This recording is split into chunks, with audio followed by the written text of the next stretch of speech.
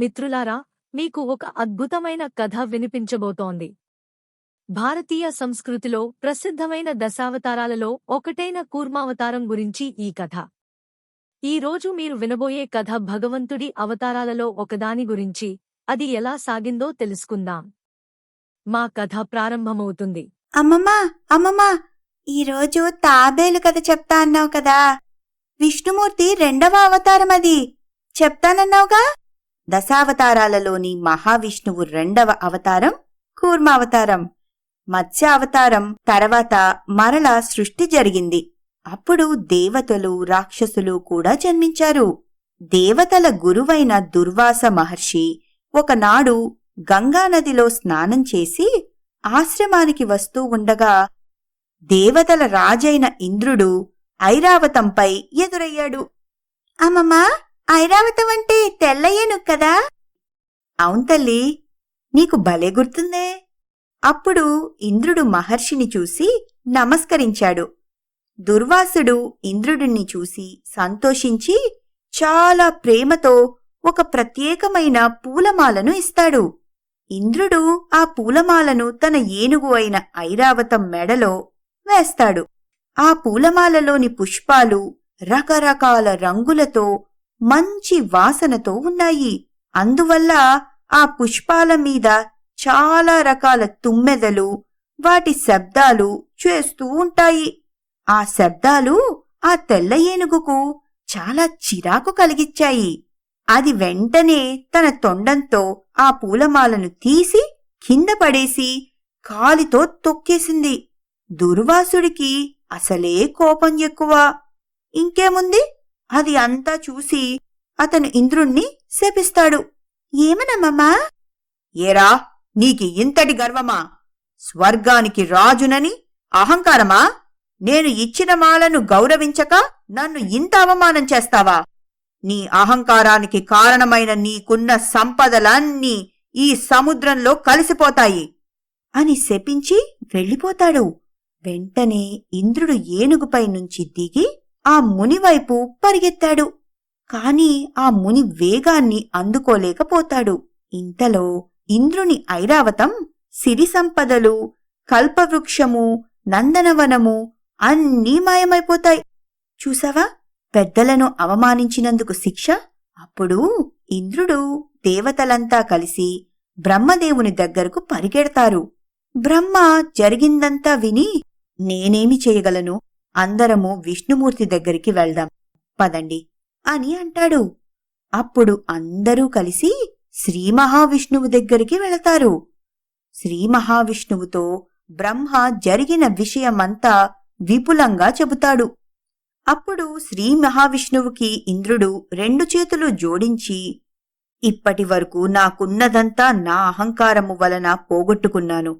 ఇప్పుడు నేను చాలా మారిపోయాను. కాబట్టి దయతో నన్ను రక్షించు అని కోరుకుంటాడు. అప్పుడు శ్రీ మహావిష్ణువు ఇలా చెబుతాడు. సరే, జరిగిందేదో జరిగింది. కాలమనేది ఒకటి ఉంటుంది. అది కలిసి రానప్పుడు నేర్చుకోవలసినది ఒకటి. అదే సహనం, అంటే పేషెన్స్. మీకు కాలం కలిసి వచ్చే వరకు ఓర్పుగా ఉండండి. ఇప్పుడు వినయంగా నన్ను కోరారని మిమ్మల్ని క్షమించడం కుదరదు. మీ బుద్ధి అహంకారం లేకుండా గట్టిగా ఉండాలి అని శ్రీ మహావిష్ణువు అన్నాడు. అప్పుడు ఇంద్రుడు, దేవా, ఇప్పుడు మమ్మల్ని ఏం చేయమంటారు అని అడిగాడు. మీరంతా కలిసి పాలసముద్రాన్ని చిలకండి. ఈ పాలసముద్రాన్ని చిలకడం వల్ల పోయిన మీ సంపదలతో పాటు అమృతం కూడా దక్కుతుంది.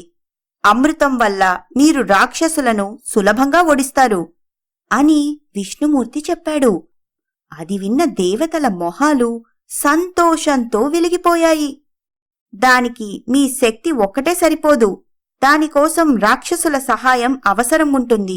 వారిని అమృతంలో సగం ఇస్తామని చెప్పి ఒప్పించండి. మందర పర్వతాన్ని కవ్వంగా, సర్పరాజులలో ఒకరైన వాసుకిని తాడుగా చేసి పాలసముద్రాన్ని చిలకండి. ఆ తర్వాతంతా నేను చూసుకుంటాను అని మహావిష్ణువు చెప్పాడు. సరే అని చెప్పి ఇంద్రుడు రాక్షసరాజు దగ్గరికి వెళ్లి తనకు పాలసముద్రం చిలకడంతో సహాయపడవలసిందిగా కోరతాడు. అమృతానికి ఆశపడి రాక్షసరాజు సరే అంటాడు. పాలసముద్రాన్ని చిలకడానికి దేవతలు రాక్షసులు సిద్ధపడతారు. వారంతా కలిసి పాలసముద్రం వద్దకు వచ్చారు. శ్రీ మహావిష్ణువు మందర పర్వతాన్ని గరుత్మంతునితో తెప్పించి సముద్రంలో వేయించాడు. గరుత్మంతుడు విష్ణువాహనము. చూడడానికి అదొక పెద్ద పక్షి, గద్దలాగా అన్నమాట. వాసుకి అనే సర్పాన్ని తాడుగా చేసి ఆ పర్వతం చుట్టూ చుట్టారు. ఆ తాడుని ఒక పక్క రాక్షసులు, ఇంకోవైపు దేవతలు పట్టుకుని పాలసముద్రాన్ని చిలకడం మొదలుపెట్టారు. వారు సముద్రాన్ని చిలుకుతున్నారు. ఆ మందర పర్వతం సముద్రంలో కొద్ది కొద్దిగా మునుగుతూ ఉంది. అప్పుడు దేవతలు శ్రీ మహావిష్ణువుని మళ్లీ ప్రార్థించారు. ఆయన తాబేలు రూపం ధరించి పర్వతాన్ని తన వీపు మీద పెట్టుకున్నాడు. పెట్టుకుని పైకి లేపాడు. అమ్మమ్మా, ఆ చిన్న తాబేలు పెద్ద పర్వతాన్ని ఎలా పైకెత్తుతుంది? అది మామూలు తాబేలు కాదమ్మా, శ్రీ మహావిష్ణువు. మందర పర్వతాన్ని మోయాలంటే ఎంత పెద్దగా ఉండాలో అంత పెద్ద తాబేలు. తాబేలు వీపు చాలా గట్టిగా ఉంటుంది కాబట్టి ఆయన తాబేలు అవతారం ఎత్తాడు. అప్పుడు దేవతలు రాక్షసులు మరలా పాలసముద్రాన్ని ఉత్సాహంగా చిలకడం మొదలుపెట్టారు. ముందుగా పాలసముద్రం నుండి భయంకరంగా పొగలు సెగలు చిమ్ముతూ హాలాహలం వచ్చింది. అమ్మమ్మా, హాలాహలమంటే ఏంటి?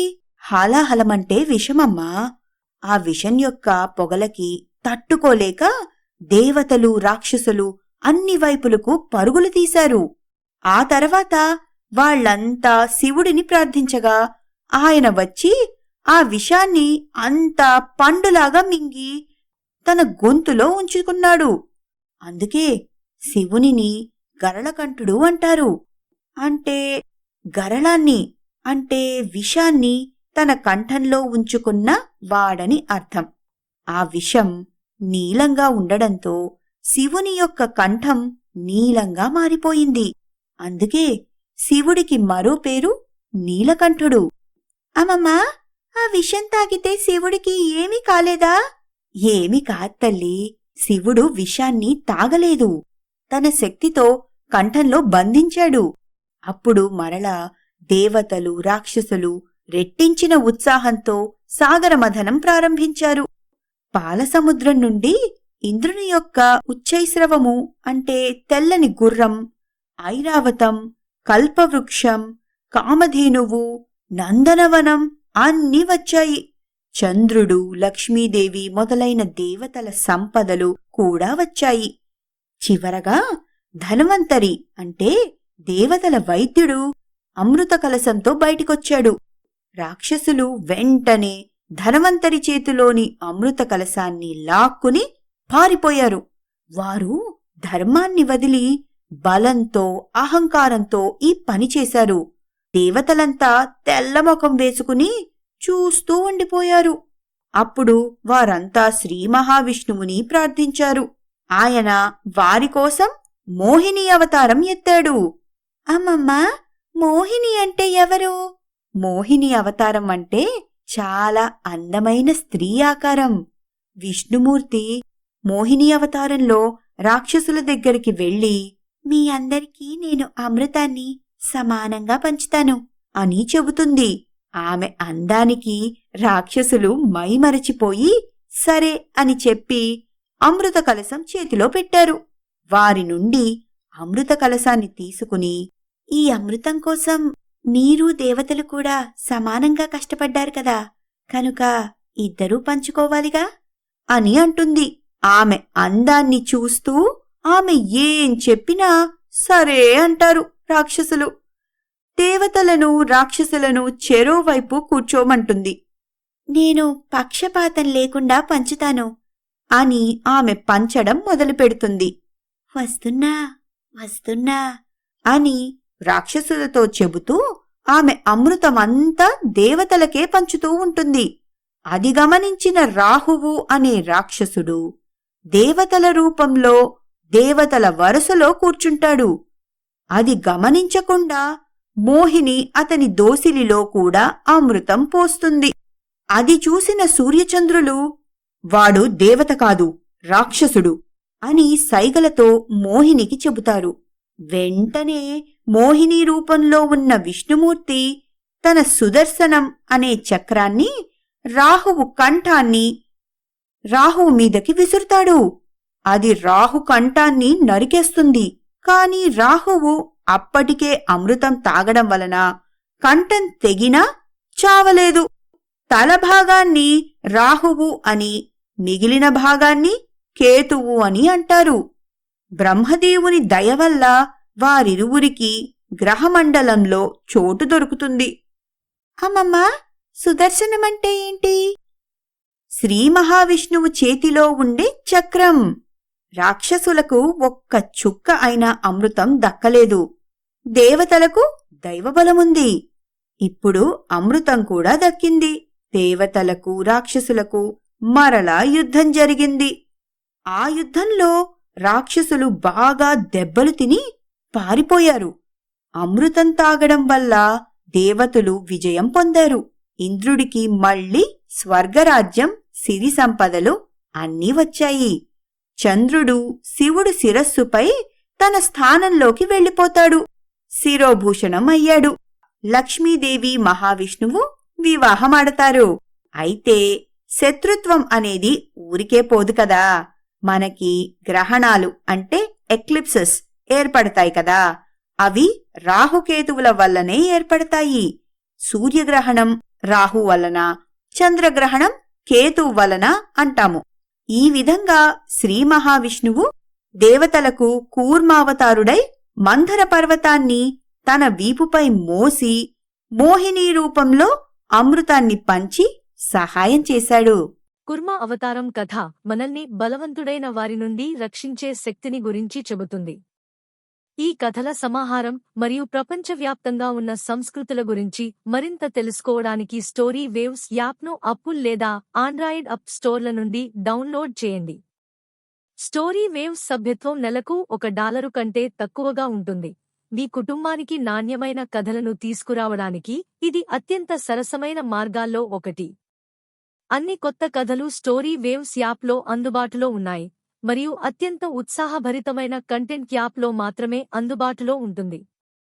మేము ప్రచురించే కొత్త కథల గురించి తాజా సమాచారం కోసం మీరు యూట్యూబ్ ఛానల్ను సభ్యత్వం చేయండి మరియు ఇన్స్టాగ్రామ్, టిక్టాక్ మరియు స్పాటిఫైలో స్టోరీ వేవ్స్ను ఫాలో అవ్వండి. మీరు ఈ కథను వీక్షించినందుకు మేము హృదయపూర్వకంగా ధన్యవాదాలు తెలియజేస్తున్నాము.